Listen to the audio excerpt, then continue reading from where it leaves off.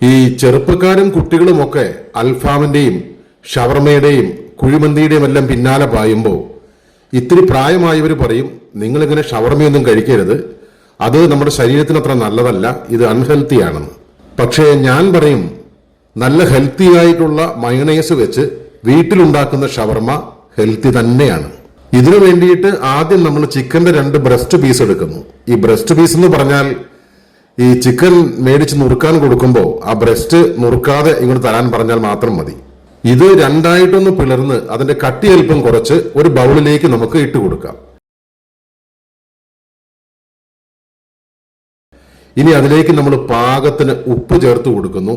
ഇനി ഇതിലേക്ക് നമ്മൾ തന്നെ വീട്ടിൽ പൊടിച്ചെടുത്ത മഞ്ഞൾപ്പൊടിയും കാശ്മീരി മുളക് പൊടിയും അതുപോലെ തന്നെ കുറച്ച് മല്ലിപ്പൊടിയും നമ്മൾ വീട്ടിൽ പൊടിച്ചെടുത്ത കുറച്ച് കുരുമുളക് പൊടിയും തൊട്ടടുത്ത കടയിൽ നിന്ന് മേടിച്ച കുറച്ച് ചിക്കൻ മസാലയും കുറച്ച് ഇഞ്ചി വെളുത്തുള്ളി പേസ്റ്റും ഒരു 2 സ്പൂൺ കട്ട തൈരും അതിലേക്ക് ചേർത്ത് കൊടുത്ത് നന്നായിട്ട് ഇത് ഇളക്കി ഒന്ന് യോജിപ്പിക്കാം. ഒരു ദാക്ഷിണ്യവും കാണിക്കേണ്ട, നല്ല രീതിയിൽ നമുക്ക് ഇളക്കി കൊടുക്കാം.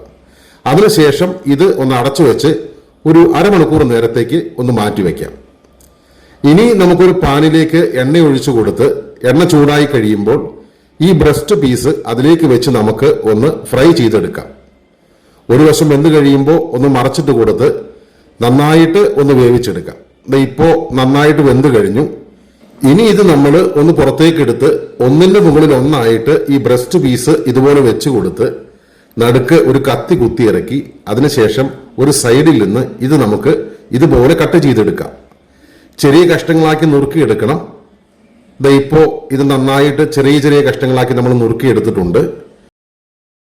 ഇനി നമ്മളൊരു ചപ്പാത്തി എടുത്ത് അതിലേക്ക് കുറച്ച് ടൊമാറ്റോ സോസ് ഒന്ന് തേച്ച് കൊടുത്ത് കുറച്ച് മയണൈസ്, ഈ മയണൈസ് ഉണ്ടാക്കുന്നതിന്റെ വീഡിയോ ഞാൻ നാളെ അപ്ലോഡ് ചെയ്യുന്നുണ്ട്, അത് തേച്ച് കൊടുത്തതിന് ശേഷം ഈ ചിക്കന്റെ കഷ്ണങ്ങൾ ഇതുപോലെ അങ്ങോട്ട് ഇട്ട് കൊടുക്കുക.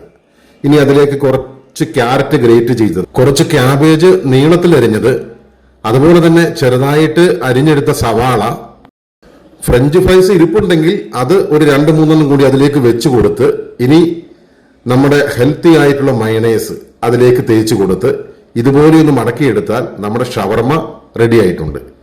ഇനി ഇത് ഹെൽത്തി ആണോ അല്ലയോ എന്ന് നിങ്ങൾ തന്നെ പറഞ്ഞാൽ മതി.